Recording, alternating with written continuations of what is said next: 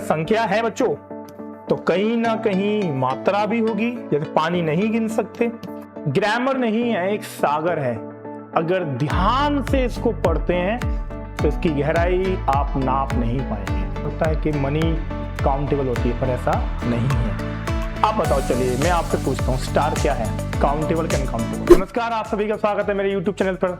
जैसा कि आप सभी को पता है, हम पहले कवर कर चुके हैं इसका पार्ट 1 और आज बारी है हमारे पार्ट 2 की। पार्ट 1 में मैंने आपको 5 एडजेक्टिव बहुत डिटेल में समझाए थे और कहा था कि आप बस इन्हें ध्यान से देखिए और आपको ये पांचों अच्छे से समझ में आ जाएंगे। और आज बारी है हमारे आगे के। चलिए हम स्टार्ट करते हैं पहले डेफिनेशन से। डेफिनेशन वही है कि वर्ड विच डिस्क्राइब नाउन और प्रोनाउन दैट्स कॉल्ड एडजेक्टिव। थोड़ा और डिटेल समझ लेते हैं इसको हम लोग। ये डिस्क्राइब करता है किसको, क्वालिफाई करता है किसको, और पॉइंट आउट करता है और टेल समथिंग अबाउट इसके बारे में बच्चों।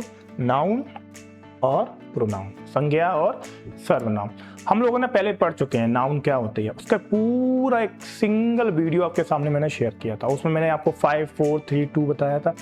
कुछ बच्चों को कंफ्यूजन हुई होगी, पर आप उसको देखिए, आपको समझ आएगा। फिर हम लोगों ने प्रोनाउन पढ़ा था पार्ट 1, पार्ट 2, पार्ट 3 में।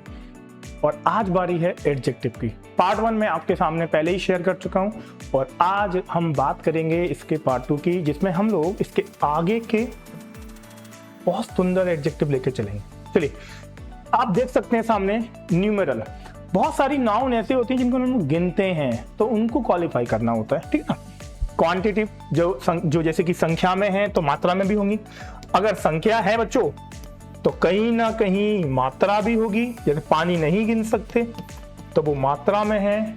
कोई फल फ्रूट गिन सकते हैं तो वो संख्या में है, ठीक है ना। इंटेरोगेटिव सवाल जवाब जिसमें होता होगा।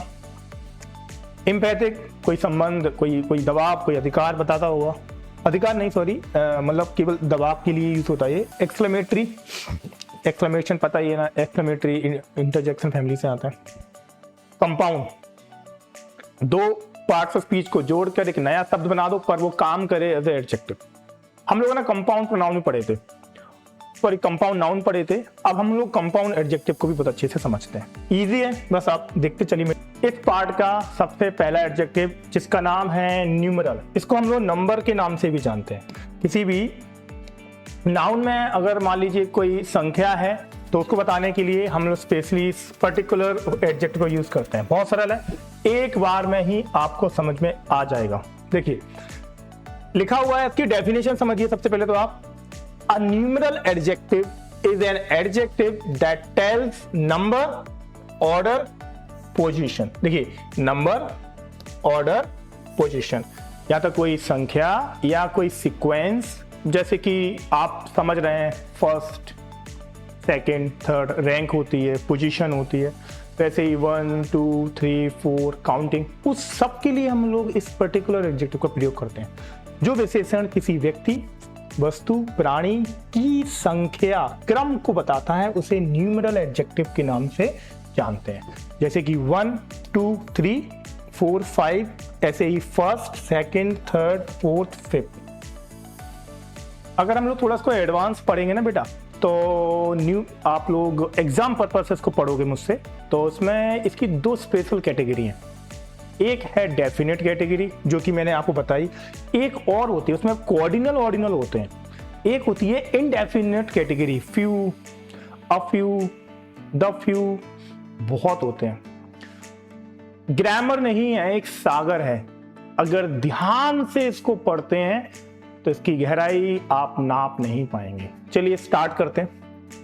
वन बॉय, तो यहाँ वन बॉय के लिए आया है, इज स्लीपिंग। एक लड़का, sorry, one boy is playing, एक लड़का खेल रहा है। आई हैव 2 पेन्स, मेरे पास कितने पेन है? 2, तो यहाँ 2 हो गए बच्चों। सी बॉट, कुछ ने उस खरीदा है। अब बताओ क्या? बुक्स हैं, तो 1 हुई, तो अब बुक अगर 1 से ज्यादा है तो 3 बुक्स हो गए। उसने 3 बुक किताबें खरीदी हैं। अब ऐसे ही ये तो हो गए नंबर। ऐसे ही कुछ रैंक के लिए, he stood first in the class, वो कक्षा में प्रथम आया। This is my second attempt, कभी हम लोग कोई एग्जाम देते हैं ना, यूपीएससी या नीट का फर्स्ट अटेम्प्ट या सेकेंड अटेम्प्ट, तो ऐसे ही अटेम्प्ट होते हैं, second attempt. The third chapter is easy, तीसरा अध्याय आसान था। जैसे कि मैंने बताया था आपको किस किस के लिए बच्चों? हम यहाँ पर संख्या, क्रम, किसी भी संख्या को, क्रम को या नंबर, ऑर्डर या पोजीशन को बताने के लिए इस एडजेक्टिव का प्रयोग करते हैं नाउन के साथ। कोई प्रॉब्लम अगर है तो आप मुझे नीचे कमेंट जरूर कीजिए। क्वांटिटिव नाम से ही क्लियर है, मात्रा को बताएगा। मात्रा जो संख्या गिन नहीं सकती, उन नाउन, जिन नाउन को गिन नहीं सकते उन नाउन के साथ हम इसको लगाते हैं। जैसे कि a quantitative adjective is an adjective that shows quantity और अमाउंट। अमाउंट बेटा मात्रा कहते हैं, ध्यान देना, बिल्कुल ध्यान देना, but not exact number. Number है तो पहले वाला है नंबर वाला, और अगर नंबर नहीं है तो फिर ये वाला है। जो विशेषण किसी वस्तु या पदार्थ, और पदार्थ हमेशा क्या होते हैं आपके? अनकाउंटेबल, यूसीएन, अनकाउंटेबल होते हैं, ठीक है ना। क्वांटिटी परिमाण को बताता है लेकिन उसकी निश्चित संख्या नहीं बताता, उसे क्वांटिटिव एडजेक्टिव या परिमाण विशेषण कहते हैं।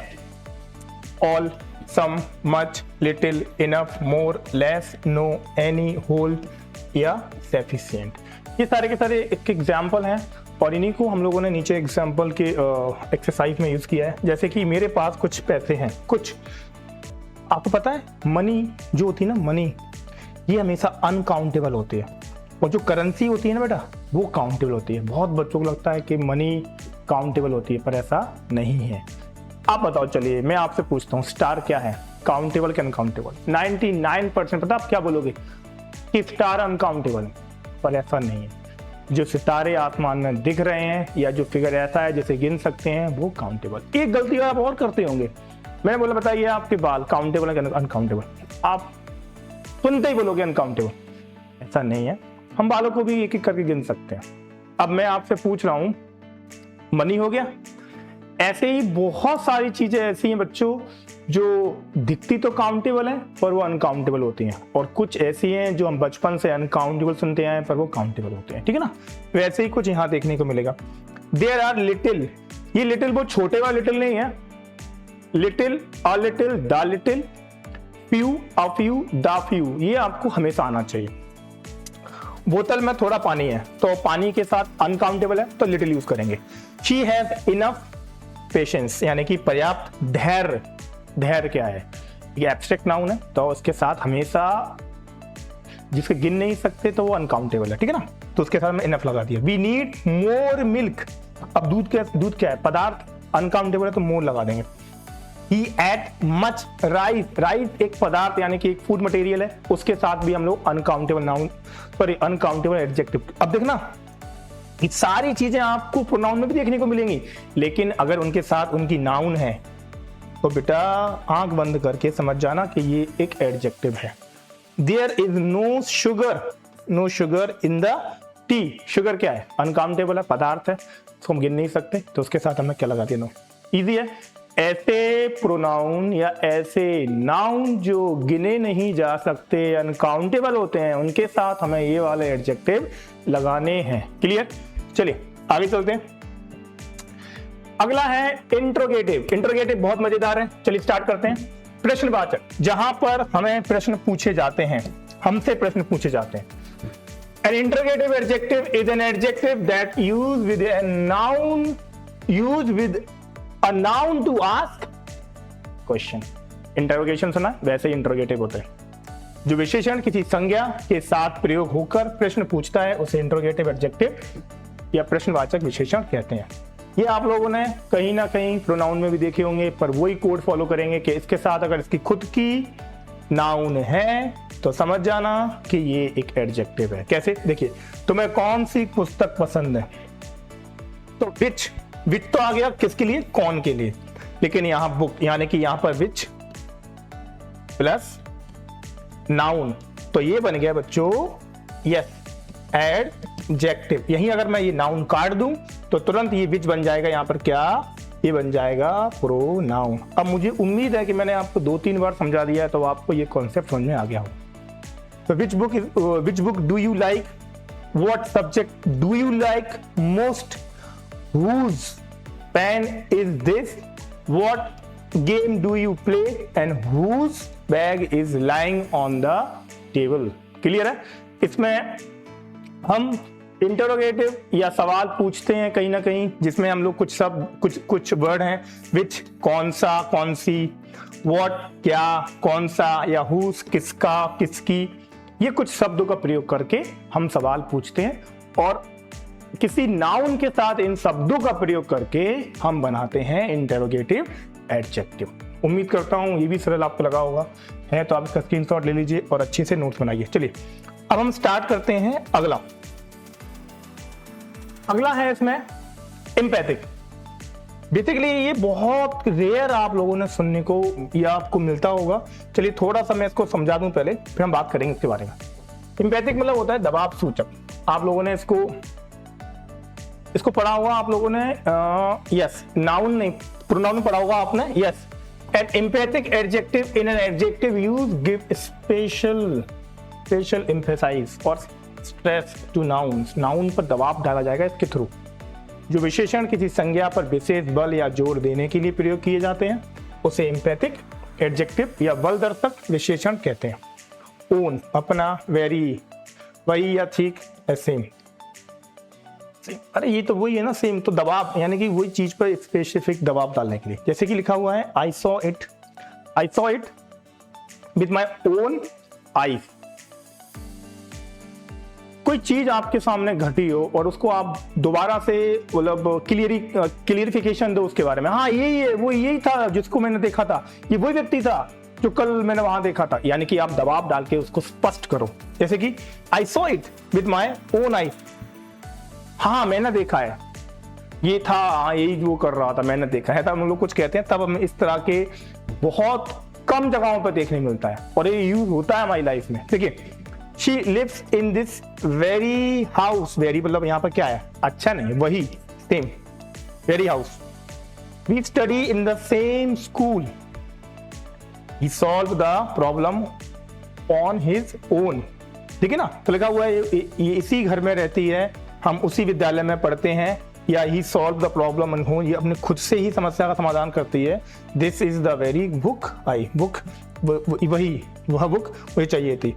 तो यहाँ पर ये वेरी वह वर्ड के लिए यूज हुआ है। तो एकदम सरल है, कहीं ना कहीं वही घटना दोबारा या वही चीज रिपीटेशन हो, दबाव डाला जाए उसी चीज पर, तब हम एम्पैथिक एडजेक्टिव का प्रयोग करते हैं। एकदम सरल है। चलिए अब हम चलते हैं आगे की तरफ। नाम से ही क्लियर है, एक्सक्लेमेशन, एक्सक्लेमेटरी, जहां पर हम इस पर्टिकुलर एडजेक्टिव को लगा के उस नाउन को एक्सक्लेमेशन यानी कि सडन फीलिंग या इमोशंस में कन्वर्ट करेंगे। कैसे, देखिए, an exclamatory adjective in an adjective that is used with a noun to express sudden feelings such as surprise, joy, sorrow, admiration, तारीफ करना, और वंडर, चौंक जाना। ठीक है ना। जो विशेषण किसी संज्ञा या नाउन के साथ प्रयोग होकर आश्चर्य, खुशी, दुख, प्रशंसा, विस्मय जैसी भावनाओं को व्यक्त करता है उसे एक्सक्लेमेटरी एडजेक्टिव या विस्मयादि बोधक विशेषण कहा जाता है। विस्मयादि मतलब होता है अचानक तुम नॉर्मल बैठे हो और कोई खबर आपको सुनाई पड़े, अगर अच्छी तो शायद आपकी खुशी के ठिकाने ना हो, और अगर खराब तो शायद आप उदास हो जाओ। ठीक है ना। चलिए कुछ एग्जाम्पल हमारे पास है, इसको फटाफट पढ़ते हैं। What a beautiful flower. किसी फूल को, किसी गार्डन में जाइए, किसी फूल को देखते हैं तो मन कितना खुश हो जाता है। उस केस में हम लोग कहते हैं वाह वाह क्या सुंदर फूल है। What a lovely day, वाह सुहावना दिन है, कितना सुंदर दिन है। What an interesting story, वाह क्या रोचक कहानी है। What a great idea, क्या शानदार विचार है। What a wonderful place, कितना अच्छा स्थान है। कहीं घूमने जाते हैं, किसी चीज को देखते हैं, कोई चीज को आप टेस्ट करते हैं, किसी व्यक्ति से मिलते हैं, तो जो आप अपने अंदर फीलिंग लेकर आते हैं ना बच्चों, उसके लिए हम लोग इस पर्टिकुलर एडजेक्टिव का प्रयोग करते हैं। ठीक है ना। अब हमारे पास इस पूरे पार्ट का लास्ट बचा हुआ है जिसका नाम है कंपाउंड। बहुत रेयर केसेस में देखने को मिलता है हमें। चलिए इसको भी पढ़ लेते हैं। चलिए, अ कंपाउंड एडजेक्टिव। कंपाउंड से याद रखना, हम दो पार्ट ऑफ स्पीच को जोड़ के एक नया शब्द, जैसे कि हम लोगों ने कंपाउंड नाउन पढ़ा था ना, बस प्लस स्टैंड, तो हमने कहा था बस स्टैंड, कहा था बस स्टैंड, यस। वैसे ही दो शब्दों से एक बना, वैसे ही ये कुछ बने शब्द हैं, कुछ एडजेक्टिव हैं जो पूरे सेंटेंस के अंदर आने वाले अपने नाउन को क्वालिफाई करते हैं। कैसे, देखिए, जो विशेषण, अब पहले मैं इसको डेफिनेशन आपको क्लियर करा दूं। A compound adjective an adjective made up 2 और मोर word that work together and describe noun. एकदम क्लियर है, 2 या 2 से अधिक शब्द जुड़कर एक एडजेक्टिव बनाएंगे और अपनी नाउन को क्वालिफाई करेंगे, कंपाउंड एडजेक्टिव कहलाएंगे। चलिए ओके, लिखा हुआ है जो विशेषण 2 या 2 से अधिक शब्दों से मिलकर बनता है और किसी संज्ञा विशेषण की संज्ञा की विशेषता बताता है, उसे कंपाउंड एडजेक्टिव या संयुक्त विशेषण कहते हैं। जैसे कि अच्छा, ये अलग अलग टाइप के होते हैं। नंबर 1, जब नाउन से नाउन को जोड़ दो। कैसे? वी आर रिस्पॉन्सिबल फॉर 10 और पेज। बेटा 10 भी नाउन होता है और पेज भी नाउन होती है। सॉरी यहाँ 10 जो है ना, 10 वो एक नंबर है, नंबर होता है असाइनमेंट, ठीक है ना। एडजेक्टिव यानी कि एक पार्ट इसका एडजेक्टिव होगा और एक पार्ट इसका नाउन होगा। He receive the last minute offer from the company. उसको कंपनी में आखिरी समय पर मौका दिया गया। नाउन प्लस एडजेक्टिव यानी कि इसमें एक हिस्सा नाउन होगा और एक हिस्सा इसका adjective. I felt her hand and it was ice cold. मैंने उसके हाथ से टच किया कि इट वॉज, कहता था एकदम बर्फ जैसा ठंडा। तो कंपाउंड एडजेक्टिव एकदम नहीं आएंगे, धीरे धीरे आप समझिए। और फिर देखिए क्या होता है ना, ह्यूमन नेचर होता है, जब हम किसी चीज को जानते नहीं हैं और अगर हम उसे एकदम स्टार्ट करें तो एक एक्साइटमेंट में तो हम उसे कर लेते हैं, पर कंसिस्टेंसी मेंटेन नहीं कर पाते। हर चीज कंसिस्टेंसी से ही चलती है। आप धीरे धीरे इसको पढ़ना सीखिए। एक बार में नहीं आएगा तो 2 बार में आएगा, 2 बार में नहीं आएगा तो 3 बार में आएगा, लेकिन आएगा जरूर। क्योंकि पार्ट्स ऑफ स्पीच में जो मैं आपको पढ़ा रहा हूँ ये एग्जाम पर्पज से बहुत जरूरी है। बच्चे स्कूल की जो ग्रामर है उसमें बहुत अच्छे से समझ सकते हैं, या बेसिक नॉलेज जो घर में हम लोग चाहते हैं कि पार्ट ऑफ स्पीच से मिले, अब वो वैसे भी हम पर्टिकुलर इस चैप्टर से ले सकते हैं। इसी के साथ मैं आपका ये पार्ट 2 यहीं ख़त्म करता हूँ। उम्मीद करता हूँ आपको ये पूरे के पूरे पार्ट समझ में आए होंगे। अगर अच्छा लगा है आपको मेरा ये पूरा कॉन्सेप्ट तो मेरे चैनल को सब्सक्राइब कीजिए और अधिक से अधिक लोगों के साथ शेयर कीजिए। आपकी एक छोटी सी मुहिम, एक छोटी सी शुरुआत मुझे बहुत एनर्जी देती है मेरे काम के लिए। आज के लिए इतना ही था। Thank you so much.